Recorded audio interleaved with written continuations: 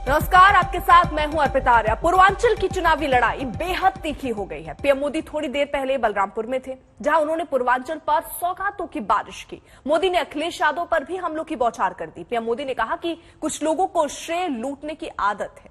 योगी राज में अपराधी अपराध करने से पहले 100 बार सोचते हैं। जब मैं आज दिल्ली से चला तो सुबह से मैं इंतजार कर रहा था कि कब कोई आएगा, कहेगा कि मोदी जी, इस योजना का फीता तो हमने काटा था, ये योजना तो हमने शुरू की थी। कुछ लोग हैं जिनकी आदत है ऐसा कहने की। हो सकता है बचपन में इस योजना का फीता भी उन्होंने ही काटा हो। कुछ लोगों की प्राथमिकता फीता काटना है, हम लोगों की प्राथमिकता योजनाओं को समय पर पूरा करना है। पहले जो सरकार में थे, आप जानते हैं ना, वो माफिया को संरक्षण देते थे। आज योगी जी की सरकार माफिया की सफाई में जुटी है। ये तभी तो यूपी के लोग कहते हैं फर्क साफ है। पहले जो सरकार में थे वो यहां जमीनों पर अवैध कब्जे करवाते थे। आज ऐसे माफियाओं पर जुर्माना लग रहा है, बुलडोजर चल रहा है। तभी तो यूपी के लोग कहते हैं फर्क साफ है। मैंने पहले की कितनी ही सरकारें देखी है, उनका कामकाज भी देखा है। जिससे मुझे सबसे ज्यादा पीड़ा हुई है वो है देश के धन, देश के समय और देश के संसाधनों का दुरुपयोग, उसका अपमान।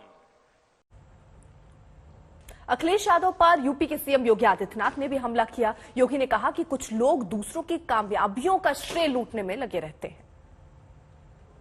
विकास के प्रति जो जज्बा होना चाहिए था, उस जज्बे को पंख नहीं मिल पा रहे थे।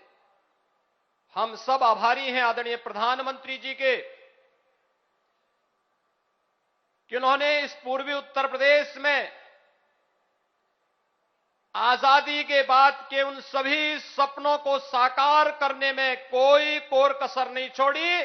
आज उसका साकार रूप देखते हुए मिल रहा है। 9 मेडिकल कॉलेजेस का उद्घाटन सिद्धार्थनगर से किया था।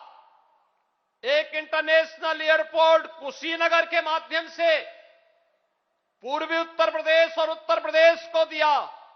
और आज हम आभारी हैं आदरणीय प्रधानमंत्री जी के सरयू नहर राष्ट्रीय परियोजना के लोकार्पण कार्यक्रम के लिए सरदेव अटल जी की कर्म भूमि पर, मां पाटेश्वरी की भूमि पर आदरणीय प्रधानमंत्री जी का आगमन हुआ है। पहले 2 वर्षों में तत्कालीन प्रदेश सरकार ने रुचि नहीं ली।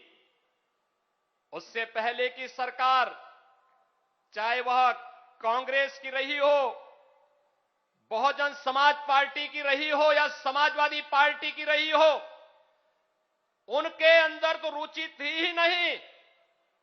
लेकिन जब प्रधानमंत्री कृषि सिंचाई की योजना आ गई, तब भी लोगों ने रुचि नहीं ली। और परिणाम क्या था? 1978 से प्रारंभ हुई योजना 2017 तक आते आते लगभग 40 साल बीत गए और 40 वर्ष में भी परियोजना आधी भी पूरी नहीं हो पाई थी। इस बीच सीधे लिए चलते हैं, अखिलेश यादव भी कुछ कह रहे हैं। क्या कह रहे हैं, सुनिए। फोटो खींच गई तो आप सोचिए क्या हो रहा है वहां। अपने ही लोग उसमें एक दूसरे में चल रहा है। वो तो आप लोग थोड़ी मेहरबानी किए हुए सब जानते हो आप लोग।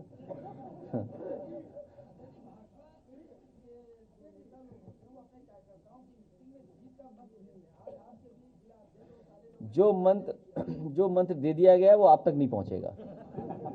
मैंने ये बता दिया कि प्रेस का कोई पूछे तो गलत बताना।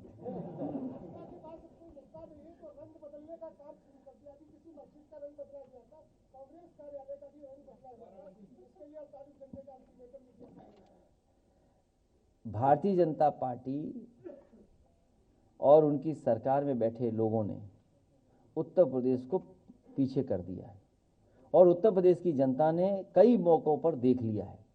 जिस समय कोविड आया, जिस समय बीमारी आई, उस समय भारतीय जनता पार्टी की सरकार ने उत्तर प्रदेश की जनता को अनाज छोड़ दिया। आज किसान लाइन में लगा हुआ है खाद के लिए, डीएपी के लिए। इतनी बड़ी जनसभा हुई, क्या भारतीय जनता पार्टी ने खाद की बात की? जो फर्टिलाइजर प्लांट लगा है, क्या समाजवादी सरकार में 12 से 17 में जो जगदीशपुर से हल्दिया वाली पाइपलाइन थी, गैस पाइपलाइन थी, क्या उसके लिए परमिशन दी गई कि नहीं दी गई? और खाद के लिए लाइन लगी हुई है। कोई जिला नहीं बचा जहां पर खाद की लाइन न हो। खाद ही नहीं है। जिस समय फसल को खाद चाहिए, बताओ खाद नहीं हुई तो पैदावार पे असर पड़ेगा नहीं पड़ेगा? और ये जानबूझकर खाद नहीं मंगा रहे हैं क्योंकि इन्हें पता है खाद नहीं आएगी तो पैदावार नहीं बढ़ेगी, तो विदेश से इन्हें अपने आप इंपोर्ट करना पड़ेगा। ये तैयारी में है कि दुनिया के दूसरे देशों से चीजों को इंपोर्ट करेंगे। आप देख लेना अगले वर्ष इंपोर्ट बढ़ जाएगा। जिस तरीके से पाम ऑयल बाहर से आ रहा है, क्या आपके बुंदेलखंड में नहीं मस्टर्ड ऑयल हो सकता? तिल हो सकती है, सरसों का तेल, सोयाबीन, ये 3 ही तेल हैं जो सबसे ज्यादा इस्तेमाल होते हैं। क्योंकि ऑयल आपके यहाँ नहीं है, वेजिटेबल ऑयल, इसलिए पाम ऑयल का इंपोर्ट कर रहे हैं आप पाम ऑयल का इंपोर्ट कर रहे हैं इसलिए कि कुछ कंपनियों को आप लाभ पहुंचाना चाहते हैं।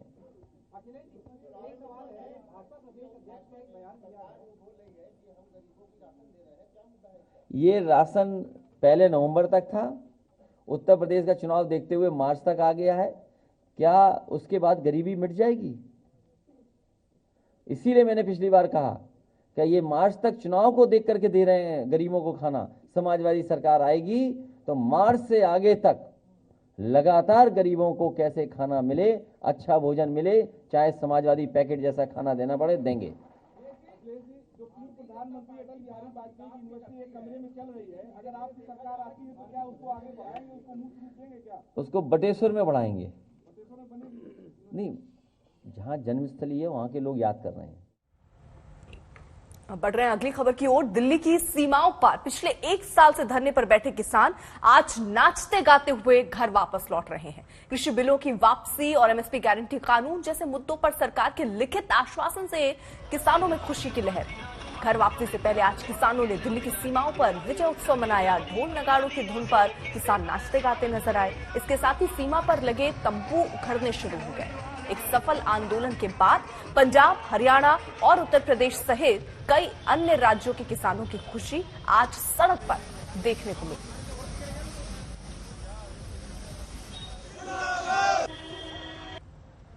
11 दिसंबर का दिन है जब किसान सिंघू बॉर्डर और दिल्ली के अलग अलग बॉर्डरों से फतेह मार्च यानी कि विक्ट्री मार्च निकाल के पंजाब, हरियाणा और अपने अपने घरों की तरफ बढ़ रहे हैं।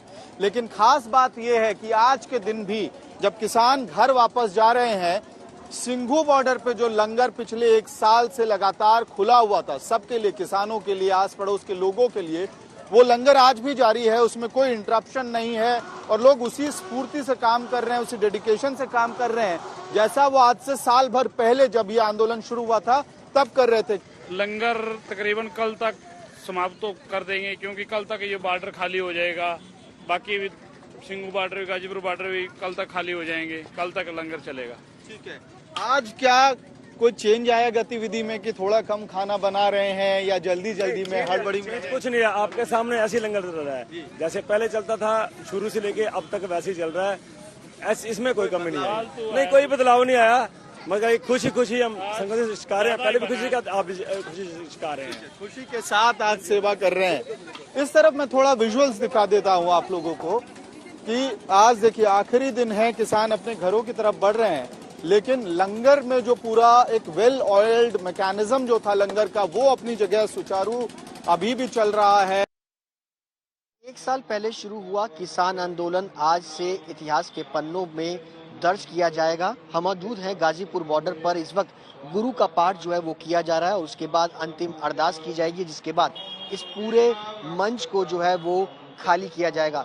लगभग 1 साल से गाजीपुर बॉर्डर जो है वो पूरी तरह से बंद पड़ा हुआ था, जिसके बाद आज इस पूरे बॉर्डर को जो है वो शाम तक खोलने की कवायद जो है वो शुरू कर दी जाएगी। इसके अलावा तस्वीरें आपको दिखाना चाहेंगे कि एक ऐसी तस्वीरें जो पिछले 1 साल तक लगातार जारी रही इस आंदोलन के दौरान, वो तस्वीरें ये थी कि इस तरीके से पाठ, इस तरीके से किसानों का आंदोलन और सड़कों पर जो बीच हाईवे पर जो है वो किसानों का लगातार जो लंगर है वो यहाँ पर चलता हुआ नजर आया। और आज की भी तस्वीरें आप देखेंगे कि बड़ी तादाद में जो लोग हैं वो यहाँ पर उन लंगर जो है वो चलाया जा रहा है, उनको खाना जो है वो खिलाया जा रहा है। जो किसान आज वापस आए थे और यहाँ पर अब घर वापसी की तैयारियां कर रहे हैं, पिछले 1 साल से यहाँ पे डटे हुए थे, उनको यहाँ पर जो है वो लंगर जो है वो खिलाया जा रहा है, जिसके बाद धीरे धीरे करके इस पूरे NH-24 को जो है वो खाली किया जाएगा। लगातार किसानों की तरफ से ये आंदोलन जो है वो पिछले काफी लंबे वक्त से चल रहा था, आज ये अंतिम मोड़ पर है और इतिहास के पन्नों में इस आंदोलन को याद किया जाएगा। इन तस्वीरों को याद किया जाएगा कि किस तरीके से लोग अपनी लड़ाई लड़े और किस तरीके से उन्होंने इस आंदोलन को अलग रूप में लेकर गए। कहना पसंद दलवीर के साथ सुशांत मेहरा, दिल्ली, आज तक। लगभग 1 साल पहले शुरू हुआ किसान आंदोलन करीब 1 साल चला और इस दौरान जो पड़ाव सामने आए वो हम आपको जरा 7 तस्वीरों के जरिए दिखा रहे हैं। किस तरीके के पड़ाव को पार करते हुए यह आंदोलन चला और अब ये समाप्ति के रास्ते पे है। ये तस्वीरें आपके सामने रख रहे हैं। तो ऐसे देखिए कितने दिन तक ये किसान यहीं बॉर्डर पर बैठे रहे अपनी मांगों को लेकर, और सर्दी बरसात सब इन्होंने झेला। इसी रहते हुए यहीं ट्रैक्टर में तंबू लगाकर यहां किसान डटे रहे। सरकार से बात भी इस बीच चलती रही, कई राउंड की बातचीत चली, लेकिन कोई समाधान नहीं निकला। आखिरकार प्रधानमंत्री नरेंद्र मोदी ने जब कृषि कानून वापस लिया और उसके बाद 6 मांग जो इनकी और थी उन्हें मांगा गया, तब जाकर यह आंदोलन फिलहाल किसानों के मुताबिक स्थगित हुआ है, खत्म नहीं। किसानों ने इस वापसी को आंदोलन स्थगन का नाम दिया है और साफ किया है कि अगर सरकार अपने वादे से दाएं बाएं भी हिली तो आंदोलन फिर शुरू होगा। किसान नेता राकेश टिकैत ने कहा कि सरकार के फैसले पर किसानों की नजर है। 15 जनवरी को किसान संयुक्त मोर्चा की बैठक में आगे की रणनीति पर फैसला होगा। समझौते के आधार पे जो समझौता हुआ है हमें उस पर विश्वास है। आप कह रहे हैं आप आखिर में जाएंगे यहां से, क्या कारण है? 4-5 दिन लग ही जाएंगे पूरे वाइंड अप होने में पूरे सिस्टम को, तो 4-5 दिन लग जाएंगे। और कल हम यहाँ से बाहर चले जाएंगे 3 दिन के लिए, और 3 दिन में ये लगता है कि बहुत से लोग चले जाएंगे। तो यहाँ से भी अगर आज सामान खोलना शुरू करेंगे तो 3-4 दिन यहाँ पे भी लगेंगे। बातचीत करेंगे हम, हर स्टेट की सरकारों से बातचीत करेंगे जो स्टेट में है इन 15 तारीख तक, और फिर 15 तारीख में अपनी मीटिंग यहाँ पे करेंगे और फिर जरूरत होती रहेगी तो यहाँ सरकार से बातचीत करते रहेंगे। अभी चुनाव का तो कोई सवाल है नहीं, अभी तो सरकारों से बातचीत कर ले पहले। बहुत से मुद्दे सरकारों से कर रहे हैं तो अभी वो कर ले, लोग अभी घर की तरफ जा रहे हैं। आपको विश्वास है सरकार पर? सरकार पर तो सभी को विश्वास रहता है, सरकार करे ना यहाँ करे, हम 1 साल से विश्वास पे ही तो बैठे यहाँ पे। अब क्या लगता है आपको आगे की कार्रवाई क्या होगी? अभी आप कई जगह गए तो यूपी के अंदर भी क्या कई जगहों पे घूमेंगे या नहीं घूमेंगे? नहीं, क्यों नहीं जाएंगे, पूरे देश में जाएंगे हम तो। हाँ, कोई प्रतिबंध थोड़ा है हमारे पास, सब जगह जाएंगे। लेकिन चुनाव को लेके लड़ रहे हैं। 2 महीने बाद में है। हाँ, 2 महीने बाद में तो कुछ हो सकता है, कुछ आपकी तरफ से घोषणा हो सकती है। इतने लोग अब आपके साथ जुड़ चुके हैं। अभी बताएंगे। सीडीएस रावत को करीब से जानने वाले उन्हें सच्चा देशभक्त और सबसे बड़ा टास्क मास्टर मानते हैं। वो अपने गांव उत्तराखंड के लिए बहुत कुछ करना चाहते थे, लेकिन नियति देखिए कि अब वो सब कुछ एक अधूरी ख्वाहिश रह जाएगी।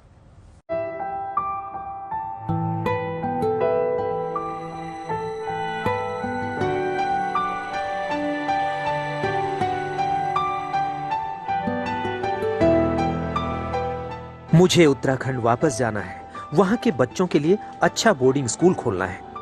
यही सपना था जनरल बिपिन रावत का, जो हमेशा के लिए अधूरा रह गया। आज तक संवाददाता मंजीत नेगी से बातचीत के दौरान अक्सर जनरल बिपिन रावत अपने इसी प्लान का जिक्र करते थे। जनरल रावत चाहते थे कि देश की सेवा के बाद देश का भविष्य यानी बच्चों की नई पीढ़ी को बेहतर बनाएं। उनका प्लान था सेवानिवृत्त होने के बाद एक स्कूल गढ़वाल में और एक स्कूल कुमाऊं में खोलें, ठीक वैसे ही जैसे मेयू कॉलेज है। जनरल बिपिन रावत हमेशा कहते थे कि अगर आपने माँ और मातृभूमि की सेवा कर ली तो आपने भगवान को पा लिया, और मातृभूमि की सेवा करते ही उन्होंने अपने प्राण न्यौछावर कर दिए। लेकिन अपनी जन्मभूमि उत्तराखंड की सेवा करने का उनका सपना अधूरा रह गया। वो रिटायरमेंट के बाद देहरादून में रहना चाहते थे, वहां घर बना रहे थे। उनका सपना था कि उत्तराखंड के दूर दराज इलाकों में रहने वाले बच्चों के लिए 2 आधुनिक स्कूल भी खोलेंगे। बच्चों से जनरल रावत को बहुत लगाव था। वो अक्सर स्कूली बच्चों से मिलने जाते थे, बच्चों से अपने अनुभव साझा करते थे। आज आपको ये तस्वीरें बहुत गौर से देखनी चाहिए। ये साल 2017 की तस्वीरें हैं। General Bipin Rawat school dress पहनकर स्कूल पहुंचे थे।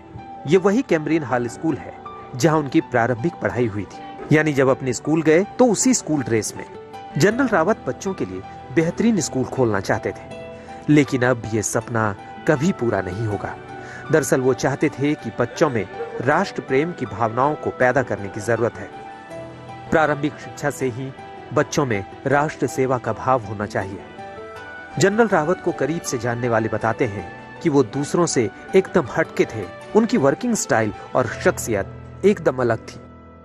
उनको देखकर हम सबको अपने परिवार में एक बहुत बड़ा मोटिवेशन हुआ, और हम सब ने भी फौज ज्वाइन करी उनको देखकर। उन्होंने जो फौज में जो एक इतिहास रचा है वो इतना सराहनीय है कि इस इतिहास को सुनहरे अक्षरों में हर समय लिखा जाएगा, और आने वाली पीढ़ियां हर समय जनरल बिपिन रावत को याद करेंगी। आज आपको रिटायर्ड लेफ्टिनेंट जनरल शंकर प्रसाद को सुनना चाहिए। प्रसाद ने न सिर्फ बिपिन रावत के साथ कई सालों तक काम किया, बल्कि उन्हें 3 दशकों से जानते हैं। उनके लिए कंट्री फर्स्ट था, बाकी चीजें बाद में थी। उनकी जान पहचान तो 1991-90 से है। देखिए, उनके साथ सबसे बड़ी खूबी ये थी कि वो सबकी बात सुनने को तैयार थे, चाहे रिटायर्ड हो, चाहे सर्विंग हो, चाहे सीनियर हो, चाहे जूनियर हो। और उसके बाद अगर वो जो व्यक्ति उनको कोई सजेशन दे रहा है तो उसको वो कहते थे, जी आपका सजेशन बड़ा अच्छा, हम इसको मुकम्मल करेंगे, इसको अप्लाई करेंगे। और अगर उनको बात सही नहीं लगती थी तो वो सफा कह देते थे कि भाई ये बात ठीक नहीं है, मेरे इसके ये रीजंस हैं। और रीजन करके उनकी रीजनिंग पावर इतनी अच्छी थी कि वो इतनी तसल्ली से, इतने अच्छे तरीके से समझा देते थे कि देखिए जो आप कह रहे हैं वो ठीक नहीं है, जो हम कर रहे हैं वो ठीक है, और मैं इस मारे ये कर रहा हूँ। और उसको जब समझा देते थे तो जो सुझाव देता था वो मान जाता था कि हाँ ये ठीक कह रहे हैं, हमारा कहना गलत था, हम इसको मिसअंडरस्टैंड कर रहे हैं, या हमारा इसका नज़रिया गलत था। और दूसरी बात उनकी बड़ी भारी ये थी कि हर दफ़ा जब बात करते थे किसी से तो एक किस्म से मुस्कुरा कर बात करते थे, always smile on his face. Retired lieutenant general Shankar Prasad के मुताबिक जनरल बिपिन रावत बेहतरीन टास्क मास्टर थे। उन्होंने सेना की वर्किंग स्टाइल को बदल दिया। डोकलम में जो हुआ, आपने देखा कि उस समय बिपिन रावत साहब चीफ ऑफ आर्मी स्टाफ थे। उन्होंने एक विजन दिखाया, उन्होंने एक जॉइंट पेंटशिप की तजवीज़ बनाई। वो जॉइंट पेंटशिप क्या थी गौरव? वो जॉइंट पेंटशिप ये थी कि उन्होंने एक सेना की उतनी ही नफरी उसके सामने खड़ी कर दी चाइनीज की, जितनी चाइनीज की थी, जिसको मैं कहता हूँ द पॉइंट ऑफ कांटेक्ट। उन्होंने डिप्लोमेसी को इसके संग शामिल किया, उसने फॉरेन मिनिस्ट्री को शामिल किया, उसमें इन्होंने प्रधानमंत्री को शामिल किया, पॉलिटिकल लीडरशिप को शामिल किया, उसमें ब्यूरोक्रेसी शामिल हुई। तो इन सब चीज़ को उनके निगरानी हुआ, उनकी एडवाइस से हुआ। सेना में लंबा वक्त गुजार चुके कर्नल संदीप के पास भी जनरल को लेकर कई स्मृतियां हैं। नहीं, उनका कहना ये था कि, और बड़ा सही था उनका कहना, कि जो बाकी आर्मी जो है बाकी जॉब की तरह नहीं, नौकरी करना के लिए आर्मी में आने की जरूरत नहीं है। अगर आपको पैशन है आर्मी में आने का तब आप आइए, उसको नौकरी की तरह से मत देखिए, एक अपने पैशन और देश प्रेम की तरह से देखिए। जनरल रावत वर्दी में सख्त सैन्य अफसर थे तो दूसरी तरफ उनकी छवि एक सरल इंसान की थी। जिन सैन्य अफसरों और जवानों के साथ काम किया वो उन्हें असली हीरो मानते हैं। ऐसा हीरो जो देश के लिए जिया और देश की सेवा करते हुए ही जान दे दी। जनरल बिपिन रावत सेनाओं के प्रति कितने समर्पित थे, इस बात का अंदाजा उनकी इस बात से लगाया जा सकता है कि वो कहते थे कि सेना में काम करना कोई नौकरी नहीं है, ये एक मिशन है। और इसीलिए सेनाओं को आधुनिक बनाने के लिए उन्होंने जो लकीर खींची उसे वक्त कभी नहीं मिटा सकता। उन्होंने सेनाओं में थिएटर कमांड और आधुनिक बनाने को लेकर जो मिशन शुरू किया और जिस तेजी के साथ उसे आगे बढ़ाया, दूसरे अधिकारियों के लिए उसे उसी तेजी के साथ आगे बढ़ाना आसान नहीं होगा। कैमरामैन संजीव के साथ मंजीत नेगी, दिल्ली, आज तक। सीधे आपको लिए चलते मेरठ, जहां जेपी नड्डा संबोधित कर रहे हैं। लेकिन आप याद करो, कैराना को याद करो, पलायन को याद करो, मुजफ्फरपुर के दंगों को याद करो। यह प्रजातंत्र नहीं था, यह दंगा तंत्र था। और इस दंगा तंत्र को समाप्त करके योगी जी ने यहां पर शांति, अमन, चैन और विकास की एक नई कहानी लिखी है। उस बात को हमको समझना चाहिए। इसलिए मैं कार्यकर्ताओं से यह अपील करता हूं कि आप पूरी ताकत लगाकर बूथ में विजय हासिल कराने के लिए पूरी ताकत आप लगाएं, पार्टी को विजयश्री दिलाएं और पार्टी के विजयश्री के माध्यम से उत्तर प्रदेश विकास की एक नई कहानी लिखेगा। योगी जी के नेतृत्व में उत्तर प्रदेश आगे बढ़ेगा और मोदी जी का आशीर्वाद हमेशा उत्तर प्रदेश को मिलता रहा है और मिलता रहेगा, ये मैं आपको बताना चाहता हूं। लेकिन मित्रों, हमारी जो जिम्मेवारी है, बूथ की जिम्मेवारी है, उसको आप पूरा करेंगे ऐसा मैं मानता हूं। आपने मेरी बात सुनी, आपका बहुत बहुत धन्यवाद। जय भारत, जय उत्तर। माननीय राष्ट्रीय अध्यक्ष जी का बहुत बहुत धन्यवाद कि आप आए और इस बूथ अध्यक्ष सम्मेलन में आपने कार्यकर्ता। तो जेपी नड्डा ने यूपी में पलायन का मुद्दा उठाया और ये कहा कि जिस तरीके के हालात अखिलेश राज में थे, उसकी वजह से कैराना में पलायन हुआ। अब योगी सरकार आने के बाद स्थिति बहुत सुधरी है, ये बात भी उन्होंने कही। बूथ कार्यकर्ताओं को जब संबोधित कर रहे थे तो कई मंत्र भी उन्होंने दिए, साथ ही साथ अखिलेश यादव पर भी निशाना साधा है। जेपी नड्डा ने यूपी में पलायन का मुद्दा उठाया और कहा कि हम पिछली सरकारों से अलग सोचते हैं, हमने अपनी पूरी जिम्मेदारी निभाई है और हम विकास के मार्ग पर ले जा रहे हैं। साथ ही साथ पलायन एक बड़ा मुद्दा था जिसको लेकर भी आज इस मंच से जेपी नड्डा ने संबोधित किया। क्या कुछ और कहा, सुनिए जरा। याद करो, यह प्रजातंत्र नहीं था, यह दंगा तंत्र था। और इस दंगा तंत्र को समाप्त करके योगी जी ने यहां पर शांति, अमन, चैन और विकास की एक नई कहानी लिखी है। उस बात को हमको समझना चाहिए। इसलिए मैं कार्यकर्ताओं से यह अपील करता हूं कि आप पूरी ताकत लगाकर बूथ में विजय हासिल कराने के लिए पूरी ताकत आप लगाएं, पार्टी को विजयश्री दिलाएं और पार्टी के विजयश्री के माध्यम से उत्तर प्रदेश विकास की एक नई कहानी लिखेगा। योगी जी के नेतृत्व में उत्तर प्रदेश आगे बढ़ेगा और मोदी जी का आशीर्वाद हमेशा उत्तर प्रदेश को मिलता रहा है और मिलता रहेगा, ये मैं आपको बताना चाहता हूं। लेकिन मित्रों, हमारी जो जिम्मेवारी है, बूथ की जिम्मेवारी है, उसको आप पूरा करेंगे ऐसा मैं मानता हूं। आपने मेरी बात सुनी, आपका बहुत बहुत धन्यवाद। जब कोरोना आया तो सारी पार्टियां क्वारंटाइन हो गई, हाइबरनेशन में चली गई, आइसोलेशन में चली गई।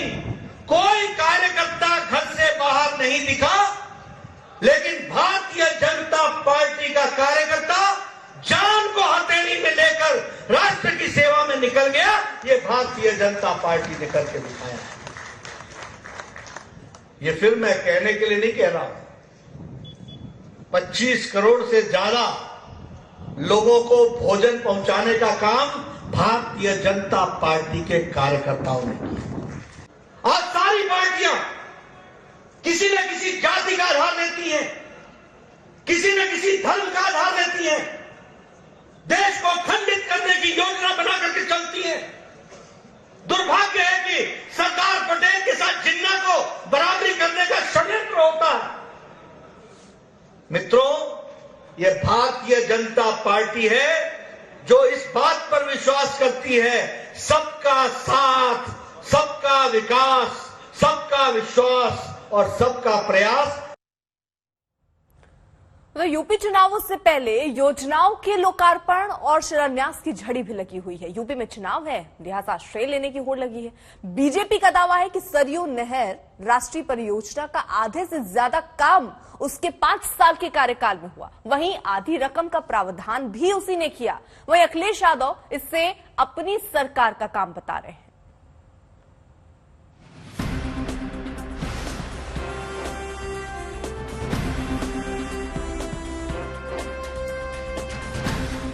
ये अटल बिहारी वाजपेयी की कर्मभूमि है, जहां पीएम मोदी ने 9,802 करोड़ रुपए की लागत से पूरी हुई देश की सबसे बड़ी परियोजना का लोकार्पण किया।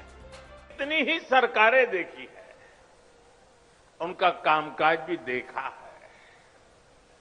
इस लंबे कालखंड में जो मुझे सबसे अधिक अखरा, जिससे मुझे सबसे ज्यादा पीड़ा हुई है, वो है देश के धन, देश के समय और देश के संसाधनों का दुरुपयोग। 1957 में वाजपेयी ने जनसंघ के टिकट पर 3 सीटों से चुनाव लड़ा था। मथुरा में वो चौथे नंबर पर आए, लखनऊ में दूसरे, मगर बलरामपुर ने पहली बार उनके लिए लोकसभा का द्वार खोल दिया। 1967 में भी उन्हें बलरामपुर से ही जीत मिली थी। उसी बलरामपुर में प्रधानमंत्री नरेंद्र मोदी ने सरयू नहर परियोजना का उद्घाटन किया। इस परियोजना को तैयार होने में 5 दशक लग गए। एक बार फिर अखिलेश यादव ने इस परियोजना को भी अपना बताने में देर नहीं की। उन्होंने ट्वीट किया, सपा के समय 3/4 बन चुकी सरयू राष्ट्रीय परियोजना के शेष बचे काम को पूर्ण करने में उत्तर प्रदेश भाजपा सरकार ने 5 साल लगा दिए। 22 में फिर सपा का नया युग आएगा। विकास की नहरों से प्रदेश लहलहाएगा। सपा का काम जनता के नाम। हालांकि यूपी सरकार का दावा है कि कछुआ चाल चल रही इस परियोजना में तेजी 2017 के बाद ही आई है। 48% काम पिछले 4.5 साल में ही हुआ है। साथियों, जब इस परियोजना पर काम शुरू हुआ था तो इसकी लागत 100 करोड़ रुपए से भी कम थी। जरा आप बोलेंगे कितनी लागत थी उस समय जब शुरू होना था तब? कितनी थी?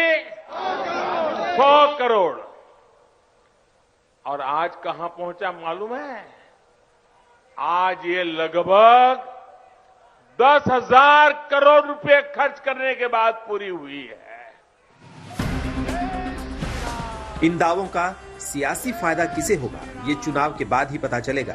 फिलहाल इस परियोजना से 29 लाख किसानों को सीधा फायदा होगा।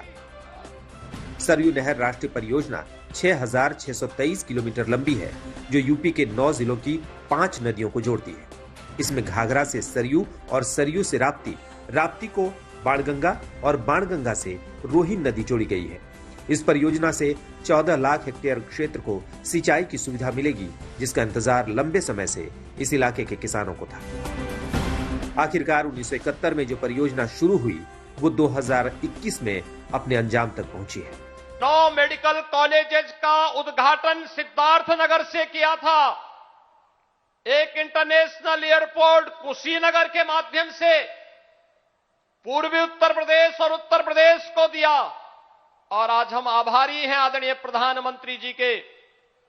सरयू नहर राष्ट्रीय परियोजना के लोकार्पण कार्यक्रम के लिए सरदेव अटल जी की इस कर्मभूमि पर, मां पाटेश्वरी की इस भूमि पर आदरणीय प्रधानमंत्री जी का आगमन हुआ है।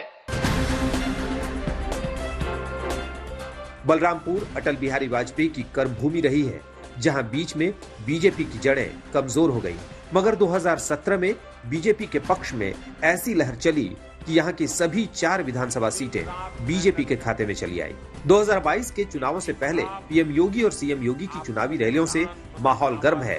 विकास के साथ साथ अयोध्या, काशी और मथुरा के जरिए बीजेपी लोगों का रुख अपनी ओर मोड़ने में जुटी है।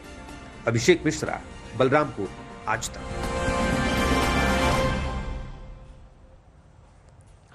आज प्रधानमंत्री नरेंद्र मोदी बलरामपुर में थे, तो कल और परसों वो अपने संसदीय क्षेत्र वाराणसी में होंगे। यहां वो काशी विश्वनाथ कॉरिडोर का लोकार्पण करेंगे। विकास के कामों को जनता के नाम कर पीएम मोदी यूपी चुनाव के लिहाज से पूर्वांचल को साधने की बड़ी कोशिश भी करेंगे।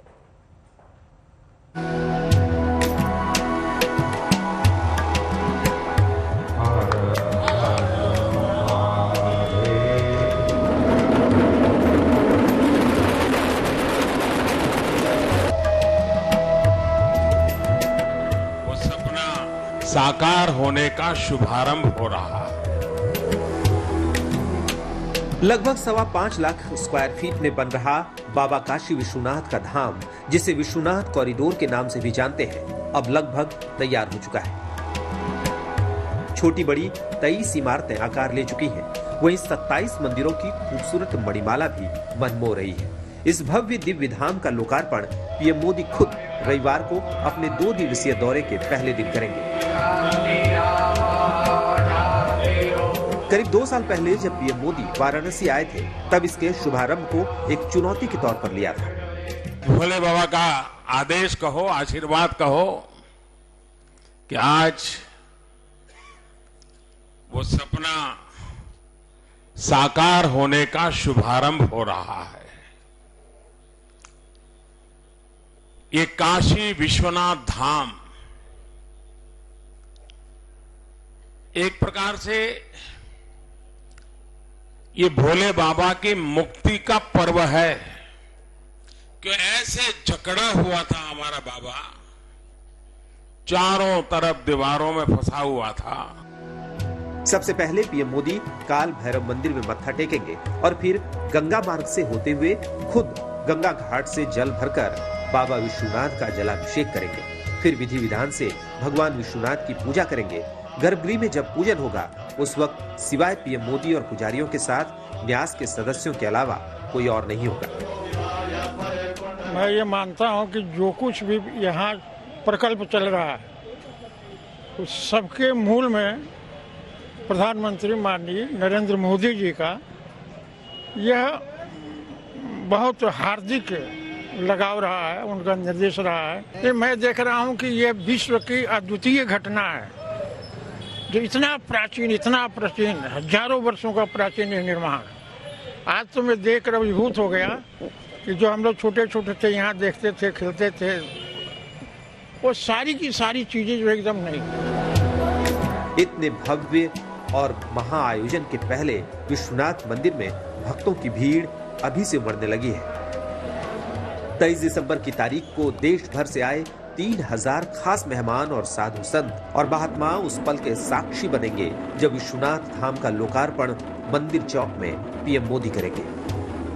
काशी के प्रिय सांसद और विश्व के सर्वाधिक लोकप्रिय नेता हैं। आज उनके शिव संकल्प से आज यह सिद्धि प्राप्त हुई है, जहां पर देश के तमाम धर्माचार्य इस ऐतिहासिक क्षण के साक्षी बनने जा रहे हैं। तो यहाँ समस्त काशीवासियों में हर्ष व्याप्त है। नित्य इसी प्रकार से डमरू के वाद्य से भगवान विश्वनाथ के प्रति अपनी कृतज्ञता व्यक्त की जा रही है।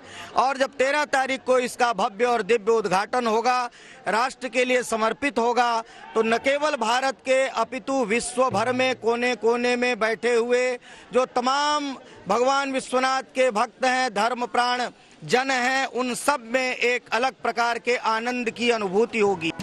कॉरिडोर के उद्घाटन के पहले ही काशी विश्वनाथ मंदिर में दर्शन करने वाले श्रद्धालुओं की संख्या बढ़ गई है। न केवल तंग और सकरी गलियों से छुटकारा मिल गया है, बल्कि श्रद्धालुओं को घंटों के इंतजार और भीड़-भाड़ से बचते हुए दर्शन में आसानी हो गई है। अभी तो बहुत अच्छा लग रहा है, यहाँ बहुत ही अच्छे से इसको और बड़ा बना दिया गया है, खुला खुला सा लग रहा है। नहीं, बहुत कंजस्टेड था, हम लोग को आने में भी बहुत धक्का मुक्की करना पड़ता था। अभी तो बहुत ही अच्छा हो गया है। पीएम मोदी के हाथों काशी विश्वनाथ कॉरिडोर के लोकार्पण को बीजेपी एक बड़ा इवेंट बनाने जा रही है। सभी मंदिरों में बड़े बड़े LED स्क्रीन के जरिए कार्यक्रम को दिखाया जाएगा। वहीं चुनावी रंग में रंगे यूपी के गांव-गांव में इसे दिखाने की भी तैयारी है। यही नहीं, प्रधानमंत्री के लोकार्पण के बाद बीजेपी के कार्यकर्ता लड्डू बांटने का काम करेंगे। उनकी कोशिश है सभी घरों तक ये लड्डू पहुंचे। इसी बहाने बीजेपी का चुनावी जनसंपर्क भी हो जाएगा। रोशन जायसवाल, वाराणसी, आज तक। तो यूपी चुनावों से पहले किसान आंदोलन स्थगित हो गया है और अब किसान अपने घरों की ओर लौट रहे हैं। वहीं राकेश टिकैत किसानों के एक बड़े नेता बनकर उभरे हैं। तो क्या राकेश टिकैत यूपी चुनावों में अपनी किस्मत आजमाएंगे? आज तक संवाददाता ऐश्वर्या पालीवाल के इस सवाल का टिकैत ने क्या जवाब दिया, सुनिए। अभी बहुत बड़ा सवाल कई लोगों के दिमाग में है, यूपी चुनाव आ रहा है, आप खुद को यूपी चुनाव में कहां देखते हैं? अभी चुनाव का तो कोई सवाल है नहीं, अभी तो सरकारों से बातचीत कर ले पहले। बहुत से मुद्दे सरकारों से कर रहे हैं, तो अभी वो कर ले, लोग अभी घर की तरफ जा रहे हैं। आपको विश्वास है सरकार पर? सरकार पर तो सभी को विश्वास रहता है, सरकार करे ना या करे, हम 1 साल से विश्वास पे ही तो बैठे यहाँ पे। अब क्या लगता है आपको आगे की कार्रवाई क्या होगी? अभी आप कई जगह गए, तो यूपी के अंदर भी क्या कई जगहों पे घूमेंगे या नहीं घूमेंगे? नहीं, क्यों नहीं जाएंगे, पूरे देश में जाएंगे हम तो। हाँ, कोई प्रतिबंध थोड़ा है हमारे पास, सब जगह जाएंगे। लेकिन चुनाव को लेके लड़ रहे हैं। 2 महीने बाद में है। हाँ, 2 महीने बाद में तो कुछ हो सकता है, कुछ आपकी तरफ से घोषणा हो सकती है। इतने लोग अब आपके साथ जुड़ अभी नहीं, अभी बताएंगे, अभी कुछ नहीं अभी। कोरोना की तीसरी लहर का खतरा ओमिक्रॉन ने काफी हद तक बढ़ा दिया है। गणितज्ञों की कैलकुलेशन के आधार पर जनवरी में इस लहर में तेजी आने का अनुमान लगाया जा रहा है और यह दावा दुनिया भर के डेटा पर रिसर्च के बाद किया जा रहा है। इस रिसर्च में ओमिक्रॉन के इन्फेक्शन की म्याद से लेकर अल्फा और डेल्टा वेरिएंट से इसकी तुलना तक की गई है।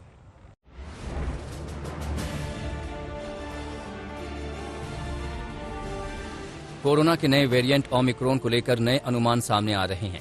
आईआईटी कानपुर के प्रोफेसर के बाद अब कुछ और अनुमानों में कोरोना को लेकर ज्यादा जानकारियां जाहिर की गई हैं। हालांकि गणितज्ञों का ये भी कहना है कि ओमिक्रॉन कितना खतरनाक होगा, इस बारे में अभी कुछ भी कहना मुश्किल है। कहा जा रहा है कि भारत में मकर संक्रांति के आसपास ओमिक्रॉन पीक पर पहुंच सकता है। कोरोना की पहली और दूसरी लहर के आंकड़ों पर गणितीय अध्ययन के बाद अनुमान लगाया गया है कि ओमिक्रॉन जनवरी 2022 के मध्य तक अपना असर दिखा सकता है और ये तेजी से फैलने वाला हो सकता है। दूसरी लहर के बाद कैगल साइट पर दुनिया भर का डेटा अपलोड हुआ था और इससे लिए गए आंकड़ों पर रिसर्च के बाद नए अनुमान जारी किए गए हैं। इस रिसर्च का आधार टीकाकरण, संक्रमण फैलने की रफ्तार, लॉकडाउन और सोशल डिस्टेंसिंग है। इसमें देखा गया कि वायरस के म्यूटेशन से पहले तक अक्टूबर-नवंबर में तीसरी लहर आने की आशंका जताई जा रही थी। म्यूटेशन होने पर भारत में तीसरी लहर जनवरी मध्य में आने का अनुमान लगाया जा रहा है। We should be on the alert। हमें अपने आप को प्रोटेक्ट करने के लिए कुछ ही चीजें करनी है।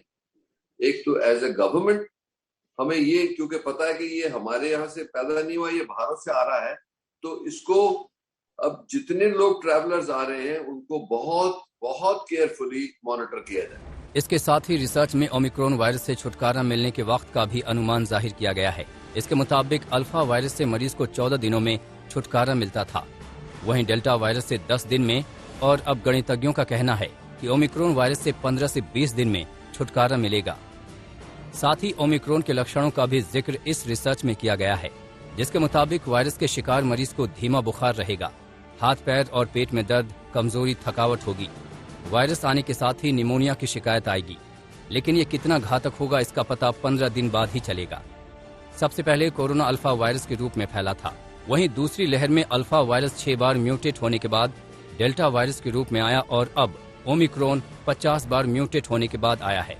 डेल्टा वायरस 4 लोगों को संक्रमित करता था, तो ओमिक्रॉन 20 लोगों को अपनी चपेट में ले सकता है। ये वायरस इन्फेक्टिव है, ये देखा भी गया है साउथ अफ्रीका में। पर 2 बातें और इम्पोर्टेंट रह जाती हैं कि क्या ये वायरस ज्यादा सीवियर इन्फेक्शन कर सकता है, जानलेवा इन्फेक्शन कर सकता है, ज्यादा ऑक्सीजन की कमी, लंग्स को हार्म करना, नुकसान करना, ज्यादा डेथ्स होंगी कि नहीं, जो हमने डेल्टा में देखा था। और अभी तक तो यही लग रहा है कि ये वायरस माइल्ड इन्फेक्शन करता है। ये ओमिक्रॉन डेल्टा से ज्यादा तेजी से फैलता है, लेकिन क्या ये डेल्टा से ज्यादा खतरनाक है कि उससे, इसका मतलब कि क्या ज्यादा लोग इसकी वजह से हॉस्पिटलाइजेशन चाहेंगे, वो अभी नहीं कहा जा सकता।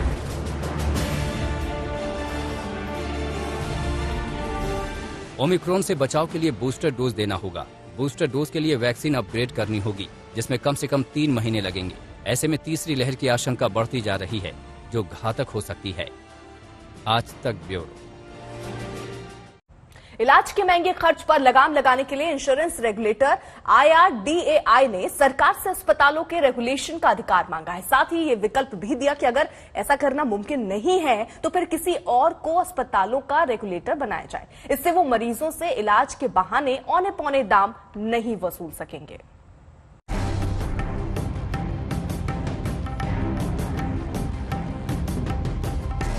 Insurance regulatory and development authority of India यानी IRDAI ने इलाज के बढ़ते खर्च पर गहरी चिंता जताई है।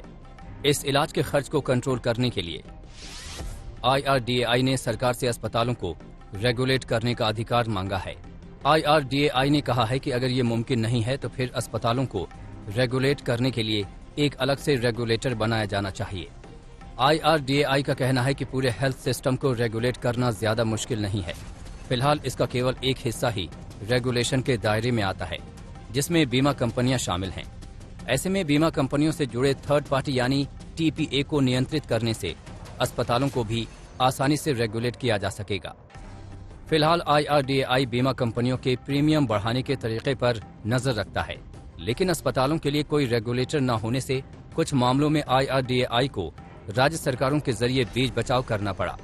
हालांकि इस मामले में एक पक्ष अस्पतालों का भी होगा, जिनसे ये जानना जरूरी होगा कि क्या ये हेल्थ केयर सेक्टर में रेगुलेटर का रोल बढ़ना चाहिए या नहीं। दरअसल कोविड-19 के बाद अस्पतालों को रेगुलेट करने की डिमांड ने जोर पकड़ा है। कोरोना के दौरान कुछ घटनाएं ऐसी भी हुई हैं जब अस्पतालों ने कैशलेस इलाज देने से मना कर दिया। साथ ही हेल्थ इंश्योरेंस कराने वाली आबादी के अनुपात में कैशलेस इलाज करने वाले अस्पतालों की संख्या बेहद कम है। कई अस्पताल कैशलेस इलाज के बहाने भारी भरकम बिल थमा देते हैं। ऐसे में अगर रेगुलेटरी अथॉरिटी होगी तो फिर हेल्थ इंश्योरेंस का दायरा बढ़ेगा और बीमा के समूचे सिस्टम पर लोगों का भरोसा बढ़ेगा। मौजूदा वक्त में रेगुलेटर नहीं होने से कई बार अस्पताल और मरीज के बीच बिल को लेकर विवाद हो जाता है। साथ ही इलाज खर्च को लेकर भी अस्पताल और बीमा कंपनियों के बीच खींचतान के मामले सामने आते हैं, तो कभी उनकी सांठगांठ की बात पता चलती है। साथ ही इसका भी खामियाजा आखिरकार मरीजों को ही भुगतना पड़ता है। आज तक ब्यूरो।